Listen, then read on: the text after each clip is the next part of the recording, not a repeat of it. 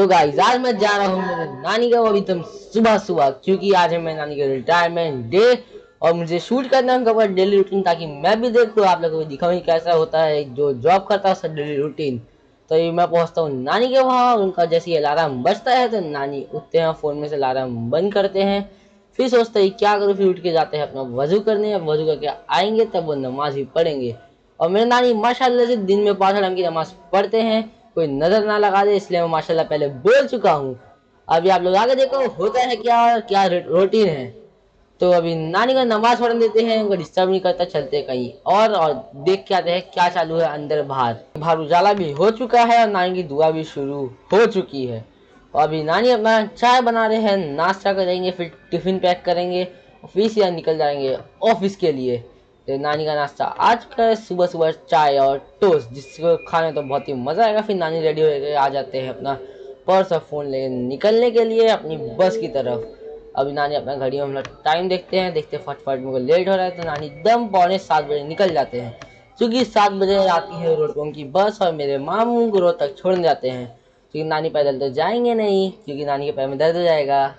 मेरे मामू के रूटीन में भी रहता है कि रोज सुबह सुबह उठ के नानी को रोड पे छोड़ना पड़ता है। मेरे मामू के रूटीन में ये भी रोज आता है। फिर हम लोग पहुंच जाते हैं नानी के साथ स्टेशन पर, जहाँ पे मस्जिद का व्यू तो बहुत ही प्यारा था। फिर हम लोग एक्सेलेटर हम लोग ऊपर आते हैं, फिर नानी अपनी ट्रेन देख के हम ट्रेन के पास जाते हैं। फिर और सच सच बताऊँ वो उनको पहले पीछे जाना पड़ता है, क्योंकि ट्रेन में चढ़ने की जगह तो मिलती नहीं है। फिर वो नानी को ऊपर से फिर अपने ट्रेन में चढ़ते हैं, फिर ट्रेन से अपने जाते हैं ऑफिस।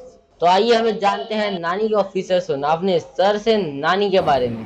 शमा जी आज रिटायर हो रही है, लेकिन हमारे साथ उन्होंने बहुत सालों से काम किया है और हमारा बहुत ही अच्छा संबंध रहा है। उन्होंने बहुत अच्छा काम किया है और हमेशा ऑफिस के लिए अच्छा काम करती रही है। तो मैं उन्हें शुभेच्छा देता हूँ कि उनकी रिटायर्ड लाइफ अच्छी रहे, सेहतमंद रहे और परिवार में बड़े अच्छे से आगे वो गुजारा करें। धन्यवाद। तो नानी एज पर शेड्यूल अपने ऑफिस से पहुंच जाती है, फिर ऑफिस में अंदर जाती है वॉक करते करते, ताकि फिटनेस बनी रहे। फिर नानी अंदर जाके फिंगरप्रिंट अपना लगा के अपनी प्रेजेंटी देती है, फिर अंदर आकर देखती है अपने को आज क्या क्या काम है और मुझे कहाँ बैठना है। फिर नानी अपनी चिट देखती है कि मुझे आज क्या काम करना है, फिर नानी चल जाती है अपना काम पूरा करने के लिए। और आज लास्ट डे था तो नानी ने इसलिए अपना सब सही से पूरा चेक किया और जो काम बचा था सबको कंप्लीट किया। फिर उसके बाद नानी चल जाती है स्टाफ रूम में नमाज पढ़ने के लिए। फिर वहाँ से नानी जैसे आती है बाहर तो देखती है कि संदीप सर नानी के रिटायरमेंट प्रोग्राम की तैयारी में लगे हुए थे। फिर नानी अपने फ्रेंड सर्कल में जाकर सबसे बात करने लग जाते हैं कि आगे क्या करना है उनको। पहले की उनको बहुत याद आती है कि पहले नानी कैसे आते थे, कैसे जाते थे और नानी पहले क्या क्या करते थे। फिर सब अपने अपने कुर्सी पर बैठ जाते हैं पूरा प्रोग्राम देखने के लिए, क्योंकि प्रोग्राम अभी जस्ट चालू होने वाला ही था। फिर नानी को बुलाया जाता है कि आप इधर आके बैठिए। फिर नानी इधर आके बैठ जाते हैं, फिर नानी के लिए सब प्रोग्राम सब चालू कर देते हैं।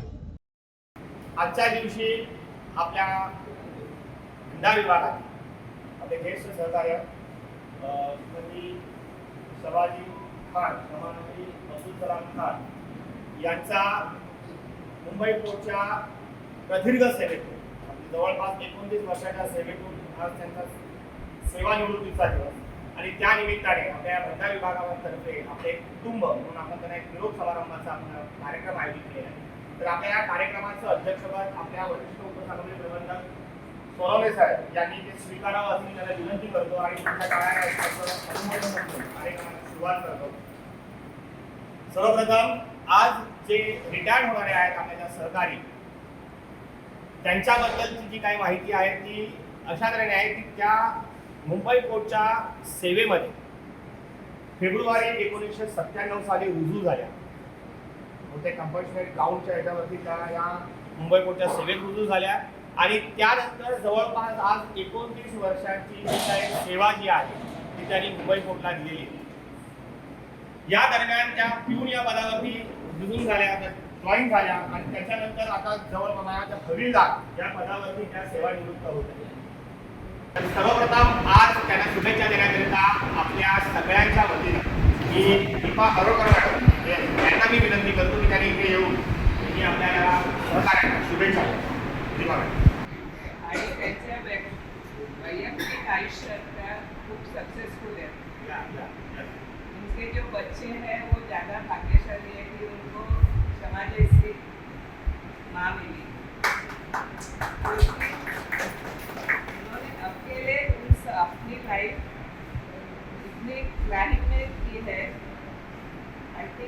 उनका एजुकेशन ज़्यादा नहीं है, लेकिन फिर भी लाइफ में सब उन्होंने सेटल किया, सभी बच्चों की शादी की, अपना घर बनाया, अपने माँ को देखती है, अपने बच्चों को, और कभी भी उनको कोई तकलीफ है तो वो उनके पीछे रहती है हमेशा।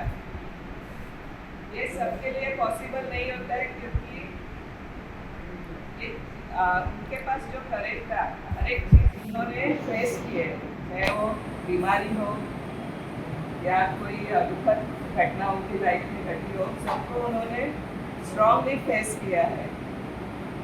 और ये चीज़ मुझे बहुत अच्छी लगी कि उन्होंने अपना सब करियर, मतलब जो बीपीटी में जो उनका करियर है, उसमें कभी भी उन्होंने ऐसे गलती से कुछ मतलब रॉन्ग इन्वेस्टमेंट या कुछ ऐसा गलत डिसीजन नहीं लिया। जो भी कुछ किया बच्चों के लिए किया, घरदार अच्छा किया। फिर भगवान का मतलब उनका जो हज, उसके लिए भी वो इतना प्लानिंग करते जाती थी।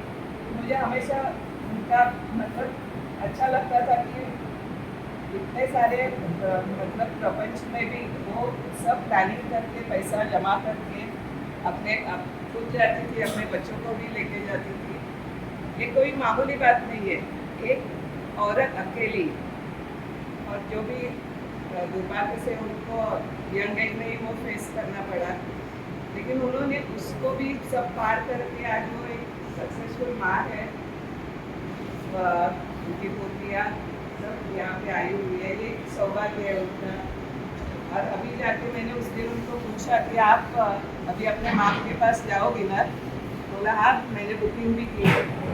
मतलब माँ की तरफ भी उनका जो लगाव है अभी, वो मुझे बहुत अच्छा लगा कि नहीं तो आजकल लोग माँ बाप के पास इतना देखते हैं कि नहीं, सोचना ही पड़ता है। लेकिन उन्होंने ये एज में भी अभी रिटायर होने के बाद तुरंत उनके साथ मैं अपना ईद मनाऊंगी, ये बात सुन के मुझे बहुत अच्छा लगा। ये हमेशा ही वो ऐसा प्लानिंग से करेगी सब काम, इसके लिए मुझे भरोसा है। Happy retirement.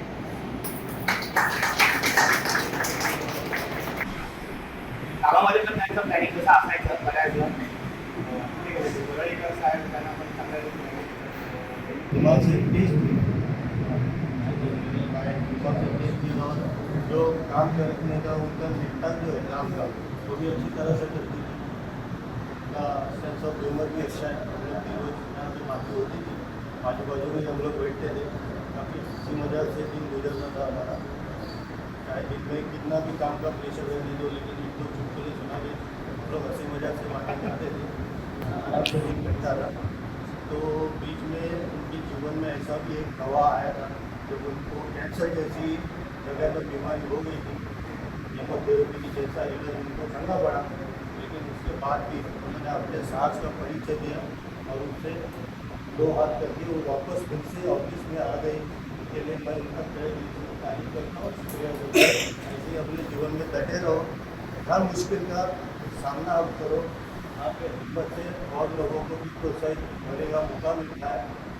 शमा जी और मीरा ये दोनों ही रह गए, जो उनके सारे जो दोस्त हैं वो बारी बारी से सब सेवानिवृत्त हो गए। अभी शमा जी के बारे में जो भी मुझे मैंने सुना है, एक तो वो तो एक स्त्री, बेटी, उसके बाद एक पत्नी, और पत्नी के बाद सबसे बड़ा जो रोल होता है एक माँ का, जो उसे निभाना होता है।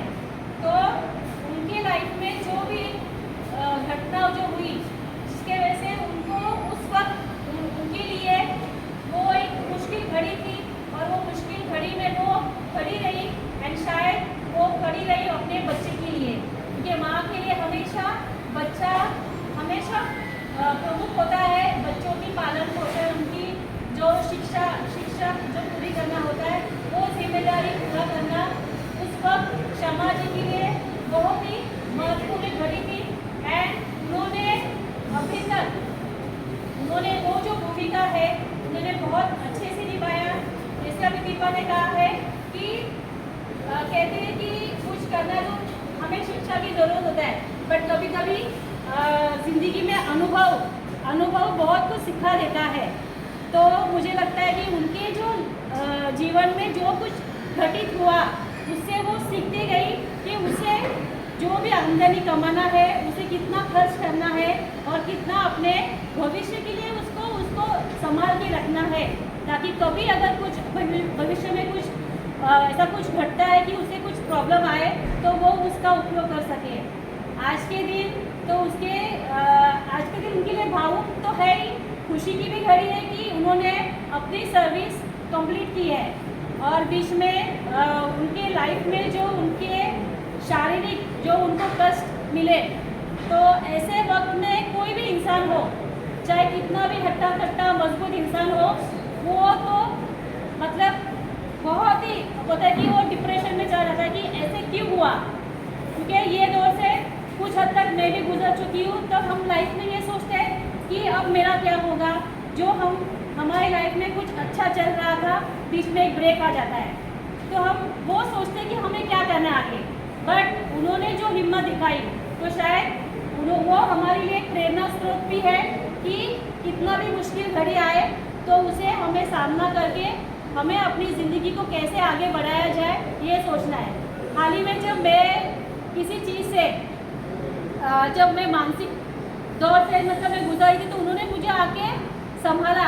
उन्होंने मुझे यही बोला है कि तुम इतनी छोटी सी बात पे क्यों इतना अपने आप को तकलीफ दे रही हो, मैंने तो बहुत सारे लाइफ में दुख झेले हैं। तो शायद ये मानना भी पड़ेगा, मैं सहमत हूँ उनसे, क्योंकि जब ऐसे लोगों को हम जब देखते हैं तो तब हमें लगता है कि हमारा दुख उनसे बहुत कम है। सेवानिवृत्ति का जो कार्यक्रम है उसमें शामिल होने के लिए उनके नवासी गांव से आए हैं उनके, तो शर्मा जी आपका जो भी है सफल हो गया, ऐसा मैं बोल सकती हूँ कि आपने जो भी आपका कर्तव्य किया है वो निभाया है एंड उसी का स्वरूप है। और आगे भी होता है कि एक औरत वो कभी रिटायर नहीं होती है, क्योंकि उसकी जिम्मेदारी कभी खत्म नहीं होती है। वो दादी नानी तो है, तो उसको उसका ड्यूटी करना ही है।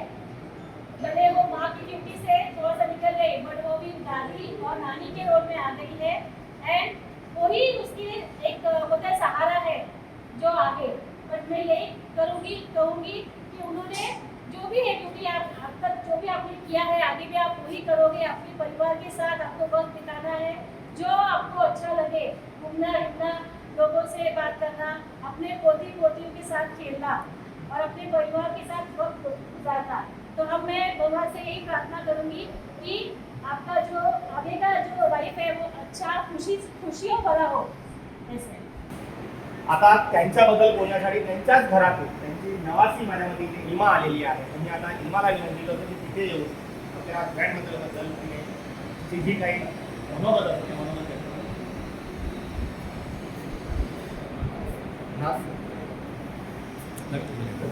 Good afternoon everyone. आज हमारे लिए एक बहुत बड़ा और बहुत स्पेशल दिन है। ये दिन थोड़ा सा ब्राइट है, थोड़ा सा इमोशनल है, क्योंकि आज हम सेलिब्रेट कर रहे हैं मेरी नानी का रिटायरमेंट। आज का दिन इसलिए बहुत खास है क्योंकि आज नानी इस ऑफिस में अपने पूरे 29 ईयर्स को पूरा कर आज अपने ऑफिस का आखिरी दिन यहाँ पे बिताएंगे। हमारी नानी के बारे में जो भी बोला जाए वो बहुत कम है, क्योंकि उन्होंने जितना अपनी लाइफ में झेला है और जितना उन्होंने अपने दुख को सुख में कन्वर्ट करने के लिए खुद अपना सेल्फ इंडिपेंडेंस शो करके अपने आप को आगे बढ़ाया है, वो वर्ड्स में कन्वे करना बहुत मुश्किल है। बलिया के शहर से आकर मुंबई जैसे बड़े शहर में खुद को अकेले बसाना, खुद के लिए खुद का घर लेना, अपने बच्चों को पढ़ाना, अपने बच्चों की धूमधाम से शादी करना अपने अकेले दम पे, कैंसर जैसी बड़ी बीमारी से फाइट करना और उसके बाद भी ऑफिस रेगुलरली आना, बारिश हो या धूप हो कोई भी कंप्लेन ना करना, हर काम में आगे रहना, सबसे ज़्यादा एक्टिव रहना, हर काम से पीछे ना भागना और अपनी पूरी फैमिली जो कि बड़ी सी ग्रेट जॉइंट फैमिली है उन सबको साथ लेकर चलना अपने काम को मैनेज करते हुए, ये बहुत बड़ी बात है। उन्होंने अपने प्रोफेशनल, प्राइवेट, पर्सनल सारे कामों को परफेक्टली बैलेंस किया है, जो काबिल तारीफ है। मेरी नानी हम सबकी इंस्पिरेशन है। हम उनसे कभी कहते नहीं, लेकिन हम उन पर बहुत प्राउड फील करते हैं और हम उनसे बहुत प्यार करते हैं। अगर मैं कभी कुछ बड़ा होकर बनना चाहूँ तो मैं यही चाहूँगी कि मैं नानी जैसी स्ट्रॉन्ग बनूँ। जितना नानी ने सक्सेस और प्यार आप सबसे कमाया है, मैं वैसे ही सबसे कमा सकूँ। उनके अंदर जो टीम वर्क है, जो लॉयल्टी है अपने काम को लेकर, मैं भी वो कर सकूँ, हम सारे बच्चे उनके करके हम वैसा कर सकें। नानी का जो अपने फैमिली से लगाव है, जो अपने भगवान से लगाव है, वो जितना स्पिरिचुअल रहती हैं, वो सब हमारे अंदर भी आ सके, क्योंकि हम वर्कलोड के काम की वजह से हम अपने रिलीजियंस पे ध्यान नहीं दे पाते। बट नानी ने वो भी किया, उन्होंने खुद कमाया, खुद पे ही अपना स्पेंड किया, अपनी फैमिली पे स्पेंड किया, उन्हें किसी का सपोर्ट नहीं लेना पड़ा। तो वो हम सबकी इंस्पिरेशन है और आज हम बहुत प्राउड फील करते हैं कि आज हम नानी के इस रिटायरमेंट को सेलिब्रेट कर रहे हैं। और मैं बहुत प्राउड फील करती हूँ कि मैं आज इस जगह पे हूँ, नानी के लिए कुछ बोल पा रही हूँ, और वो मेरे लिए बहुत बड़ी बात है। नानी, we are very proud of you and we love you allot.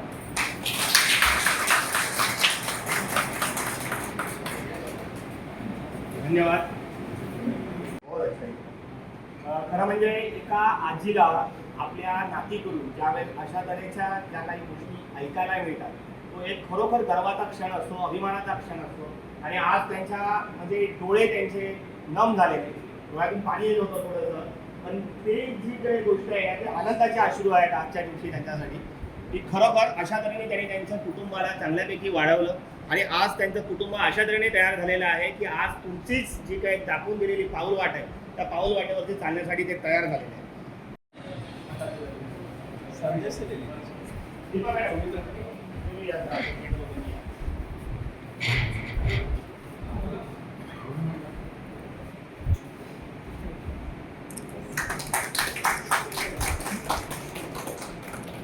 आणि हा पुष्पगुच्छ आहे. आणि ये आप आइए. अरे मम्मी के हम लोग घर पे भी करने वाले हैं। हाँ नहीं फिर भी आप आइए. ये तो सर इकडे आप भी आइए. या मॅम या. Yes sir. मैम को दीजिए ना, हम लोग घर पे भी करने वाले हैं। आप आगे आइए. ये जो एक मिनिट सर.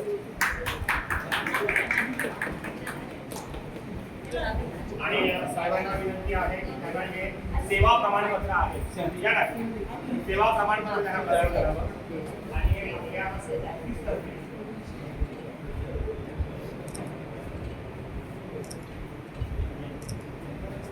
तसेच आपल्या सगळ्यांच्या वतीनं आपल्या कार्यालयात ही जी काही भेट आहे ती भेट त्यांना देण्यासाठी सर्वांना मी विनंती करतो की त्यांनी पुढे यावं. सर्व कामगार बंधू भगिनींना विनंती आहे, या ना. हे फार पण तुम्ही घालू शकता.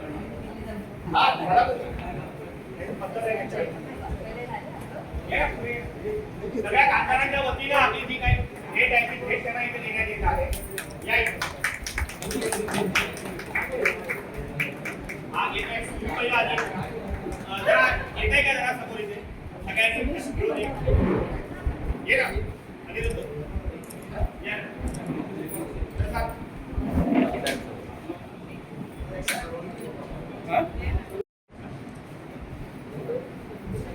Wait sir ma'am. यस समोर. पीछे.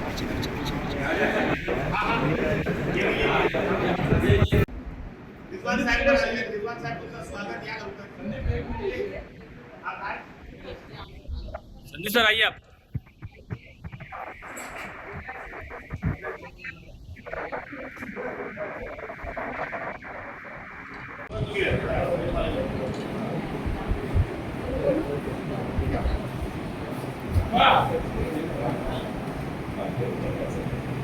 मैं सबको शुक्रिया अदा करती हूँ, सब लोग आए, बहुत अच्छा कार्यक्रम किए, हमारे साथ में सब लोग काम किए, मैंने उनके साथ सब ने मिलजुल के सभी लड़कियाँ थी हमारे सामने, लोग भी अच्छे से हमारे साथ में काम किए। और सबसे ज़्यादा मैंने यहाँ से सेमी तक के काम की, सोनानी साहब के पास में ज़्यादा काम की, सोनानी साहब ने हमको बहुत संभाले, बहुत अच्छे किए, अच्छे से हमको ये किए। सोनानी साहब का तारीफ करती हूँ और उनकी एक नंबर के ऑफिसर हैं और अच्छे से हमारे और अच्छे तारीफ रहे के ऑफिसर में, सब ऑफिसर लोग अच्छे से काम हमारे साथ में रहे, अच्छा लगा हमको। और दीपा मैडम ने क्या अच्छा बोले, सुनते हैं लोग, मेरे जो हमको बोलेंगे हम लोग कुछ भी बोल दिए, आप लोग तो मालूम ही है, सब अच्छा ही है हमारा। और आगे के लिए भी खुशी भी हो रही है, आप लोग से बिछड़ने की दुख भी हो रही है कि अभी आप लोग से सुबह शाम मिलेंगे नहीं, बहुत ये भी हो रहा है, अच्छा भी नहीं लग रहा है। और ये सिर्फ आने जाने की तकलीफ थी मेरे को ट्रेन का, और ऑफिस में तो अच्छा ही लग रहा था। ऑफिस में संदीप सर है, इन्होंने सबसे अच्छा कार्यक्रम का एक अच्छे ये है, ऑफिस के शान है ये अपने बनाया संदीप क्या बात है। अच्छा करते हैं, सबके साथ में अच्छा करते हैं, अच्छा। ये तो मानना पड़ेगा सबको। और अच्छे ही आगे भी आगे करेंगे, अच्छा ही आगे बढ़ेंगे आगे। और सब लोग हमसे कोई गलती हो होगा तो आप लोग माफ़ कर दीजिएगा लोग, और सारा लोग से भी माफ़ी मांगती हूँ, अगर हमसे कोई गलती हो होगा तो फिर कल से कोई हमको मिलेंगे नहीं। अच्छा टाइम में हो जाता था, निकल जाता था सुबह 10 बजे से 9 बजे से, अच्छा लगता था, अच्छे चले आते। बस ये जो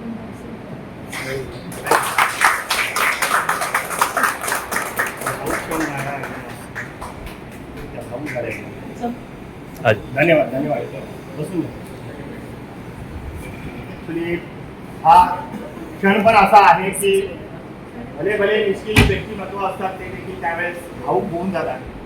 खरं म्हणजे मी आता पुष्पगुच्छ ज्यावेळेस द्यायचा होता त्यावेळेस त्यांना मी हळूच सांगितलं की आता हा तुमचा सन्मान झालेला आहे, तुम्हाला आता बोलायचं आहे. आणि तुम्ही त्यांनी पहिलं मला प्रतिप्रश्न केला, काय बोलू बोलो निदान धन्यवाद द्या तुम्ही, धन्यवाद द्या तुम्ही. परंतु इथे येऊन आज त्यांनी ज्या पद्धतीने त्यांच्या ज्या काही भावना व्यक्त केल्या, मुळात पहिली गोष्ट तुम्हाला याच्या आधी देखील कधी असते कार्यक्रम असते तेव्हा बोलायला आम्ही सांगितलं असतं जर असं चांगले बोलता तुम्ही. इतके तुम्ही चांगले बोललेला ना छान, आणि धन्यवाद आम्हाला पण तुम्ही शुभेच्छा दिल्या त्याच्याबद्दल. परंतु यानंतर मात्र कार्यक्रमाचा हा आता अंतिम चरण आहे, त्याच्यामध्ये मैडम के लिए क्या कहूँ कि मैं सिर्फ बाहर से चिल्लाता था क्षमा मैडम। मेरी वजह से गायकवाड़ जीत का था, तुमने 2 बार चलता हो गया। इसके लिए मैं आपको सॉरी बोलता हूँ कि वो बेचारे मेरे लिए आए और गायकवाड़ जी को थोड़ा मिसअंडरस्टैंडिंग हो गया, तो उनका और मैं दोनों को कुछ नहीं कह सकता, एक को समझा नहीं सकता, एक समझ नहीं सकते।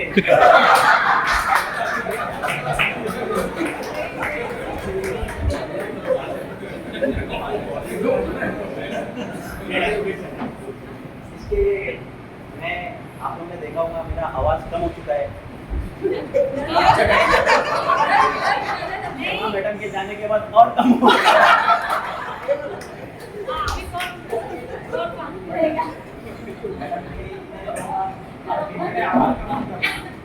टोन बदल देगा काम के लिए बात कर। मैडम के लिए इतना ही कहूँगा, आप जाए हमें याद रखिए, आपको याद रखेंगे। अध्यक्ष म्हणून सर्वांनाच आहे त्यांना मी विनंती करतो की त्यांनी श्रीमती शमा अब्दुल सलाम खान यांना शुभेच्छा द्या. 2 गोष्टी महत्त्वाच्या आहेत. 29 वर्ष सर्व्हिस झाली, 1997ला त्या लागल्या, 1995च्या साधारण त्यात त्यांच्या पतीचा मृत्यू झाला. म्हणजे वयाच्या 30व्या वर्षाच्या आसपास त्यांच्या पतीचा मृत्यू झाला. त्यानंतर पुन्हा उभं राहणं ही खूप मोठी गोष्ट आहे. तेव्हा त्यांचा समाज कसा आपल्याला माहिती आहे. त्यानंतर त्यामध्ये जेव्हा माणूस घरातला जातो त्यानंतर पुन्हा 4 मुलं आहेत त्यांना पुन्हा उभं करणं, बीपीटीने खूप सहकार्य केलं. हम सबको थँक्यू बोलने से आपला बीपीटी को भी थँक्यू बोलो. त्यांनी परत ते उभं राहणं जे काय आहे ते 1.5 वर्ष 2 वर्षानंतर ते लागल्या इथे, तर ते 2 वर्ष पण काढणं किती अवघड आहे. आणि ते काढलं त्यानंतर तेव्हा त्यांची जी मुलं लहान असतील, त्यांची शाळा, त्यांचं शिक्षण, आता तुमचं आपण आता सीसीएल सुरू झाले आणि आता आपण चाइल्ड केअरचं गव्हर्नमेंट काळजी घेत आहे, पण त्या काळी नव्हतं. आणि एक लक्षात घ्या की ती मुंब्रा स्टेशनवरून गाडी पकडणं सकाळची फार अवघड गोष्ट आहे. दिवसेंदिवस 30 वर्षापूर्वी जी परिस्थिती होती ती आज खूपच बदलली आहे. आणि म्हणून त्या नेहमी लवकर यायच्या ऑफिसमध्ये. मला वाटतं 9:30च्या आधी येणारे 2 माणसं आहेत, एक राजेश मोरे आणि एक क्षमा मॅडम. तर त्या जेव्हा ISOचं ऑडिट होतं तेव्हा आम्ही 9:15 तेव्हा हे 2 माणसं फक्त होते, मी आलो तेव्हा. तर पहिली गोष्ट की पती गेल्यानंतर पुन्हा उभं राहणं आयुष्यात, त्यांनी त्याच्या चेहऱ्यावर तेवढं दुःख कधी दाखवत नाही. त्यामुळे खरं असंच असतं की जो माणूस जास्त हसरा आहे तो जास्त मोठं दुःख लपवत असतो. दुसरी महत्वाची गोष्ट की त्यांना एक 5-6 वर्षापूर्वी कॅन्सर सारखे दुर्धर आजार झाला. तर कॅन्सरचं नाव काढलं तरी लोक हपकून खाली बसतात. मानसिक धक्का हा फार मोठा आहे. तो त्रास, कॅन्सरचा त्रास देखील तसाच आहे, भयानक. केमोथेरपी आणि जे काय शारीरिक पीडा, मानसिक पीडा जी काय आहे ती भगवंत करो कोणाला न मिळो, सर्वत्र सुखीनं संतु. पण त्यामध्ये सुद्धा त्या कणखरपणे उभ्या राहिल्या. ठीक आहे, पुन्हा त्यांना रजा मिळाली, सगळं ठीक आहे, पण परत त्या ज्या आल्या त्या परत तशाच होत्या. म्हणजे तेवढ्याच हसरा चेहरा, तेवढं तसंच पुन्हा काम, हे महत्वाचं आहे. त्यानंतर आता त्या 5 वर्ष निर्माण भवन आणि नंतर ABB ला गेल्या. 5 वर्षांनंतर आता पुन्हा शेवटचे 2 वर्ष आपल्याकडे परत आल्या. परत तोच चेहरा, तोच वागणं, तेच बोलणं, तेच कामाची पद्धत, हे खूप महत्वाचं आहे. माणूस मनाने मोठा होतो. मनाने किती पक्का आहे, मनाने किती कणखर आहे. सुख कोणीही झेलेल, दुःख झेलून जो उभा राहतो तो खूप मोठा आहे माझ्या दृष्टीतून. आणि त्याचं त्यांच्या स्वभावाचं पोचपावती, त्यांच्या स्वभावाचं व्याज म्हणता येईल की त्यांची नातने जितकं सुंदर भाषण केलं आज, हे पेरलंय ते आज उगवताना दिसत आहे. तर ती इतकं छान बोलली, म्हणजे त्यांनी आजीबद्दल एकूणच त्यांच्या घरात काय वातावरण असेल याचं तुम्हाला झलक आपोआप मिळते. त्यामुळे 3 गोष्टींसाठी त्यांना खरंच अभिनंदन केलं पाहिजे की ते पतीच्या मृत्यूनंतर त्यांनी 4 मुलांचा परिवार परत पुढे उभा करायचा. त्यासाठी मग त्यांनी आर्थिक नियोजन किती चांगलं केलं आणि किती प्लॅनिंगने करतात ही गोष्ट खरी आहे. आणि दुसरी गोष्ट की कॅन्सर सारखा, तेव्हा तर पती पण नव्हता बरोबर, कॅन्सर सहन करणं, दुःख सहन करणं आणि त्यातून पुन्हा बाहेर येऊन पुन्हा त्याच पद्धतीचं काम करणं, टिकणं, ह्याचबरोबर म्हणजे याला बघा, ह्या गोष्टी सहन करायला ताकद कुठून मिळते तर ती भगवंताच्या प्रार्थनेतून मिळते. ती पण त्यांची पक्की आहे, म्हणून त्या व्यवस्थित सेवानिवृत्त होतात आणि यापुढेही चांगल्या राहतील. 80 वर्षाची आई आहे, तिची पण काळजी घेत आहे. तर त्याही तशाच राहतील तर त्यांची नातसुद्धा त्यांचा काळजी घेईल. हे एकत्र कुटुंब पद्धतीचं खूप सुंदर गोष्ट आपल्या ऋषींनी घालून दिली आहे, ती आपल्याला ह्या भारत देशामध्ये बघायला मिळते. त्यामुळे आपण क्षमाजींना आपण पुढच्या आयुष्यासाठी माते जगदंबेकडे प्रार्थना करूया की त्यांना चांगलं आयुष्य, चांगलं निरोगी आयुष्य इथून पुढे मिळव आणि त्यांच्या मनातल्या इच्छा सर्व पूर्ण हो. धन्यवाद. धन्यवाद साहेबांनी अध्यक्षीय भाषण अतिशय उत्कृष्ट केलेलं आहे.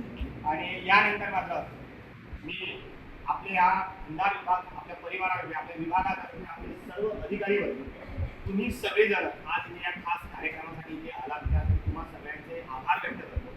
आज आपल्या स्वतः त्यांचे कुटुंबीय, त्यांच्या घरातील, त्यांच्या व्यक्तीसाठी ते इथे आलेले आहेत. तुमच्या सर्व कुटुंबियांचं पुन्हा आम्ही आमच्या या पूर्ण भंडार विभाग परिवारातर्फे आभार व्यक्त करतो. Mumbai portal stock and general employees union, transport of workers union, Mumbai portal स्थानिक लोकाधिकार समिती, या सर्वांच्या वतीनं मी तुम्हाला तुमचं सेवानिवृत्तीनंतरचं भावी आयुष्य हे सुखासमाधानाचं, समृद्धीचं, भरभराटीचं आणि मुख्य म्हणजे निरोगीमय जावं असं मी आई दत्तमेच्याने प्रार्थना व्यक्त करतो. आणि आजचा कार्यक्रम यशस्वी करण्यासाठी ज्यांनी ज्यांनी इस्टॅब्लिशमेंट सेलपासून बाकी ज्यांनी त्यामध्ये मदत केली त्या सगळ्यांचे आभार व्यक्त करून मी आता हा आपला कार्यक्रम इथे संपन्न झाला असं जाहीर करतो. जय जय महाराष्ट्र. धन्यवाद. तो नानी पूरा प्रोग्राम होने के बाद निकल जाता अपने घर की तरफ और नानी सोचते हैं कि मैं अभी रिलैक्स करूंगी, घर जाके थोड़े सोएंगे। लेकिन नानी को पता नहीं है हमने क्या क्या तैयारी का, क्या क्या धमाल होने वाला है उधर घर पर। तो नानी बोला मैं बैठ कर, जितने घर वाले सब बोला मैं बैठ चुके थे और सब निकल रहे अपने घर की तरफ। फिर लोग हाईवे से होते हुए आते हैं घर पे। लेकिन अभी आगे क्या होने वाला आप लोगों को अगली पार्ट में पता चलेगा। तो चैनल लाइक करो, सब्सक्राइब करो। अब मिलेंगे अगले वीडियो में, तब तक के लिए बाय। और याद से देख रहे वीडियो बहुत ज़्यादा धमाल होने वाला है।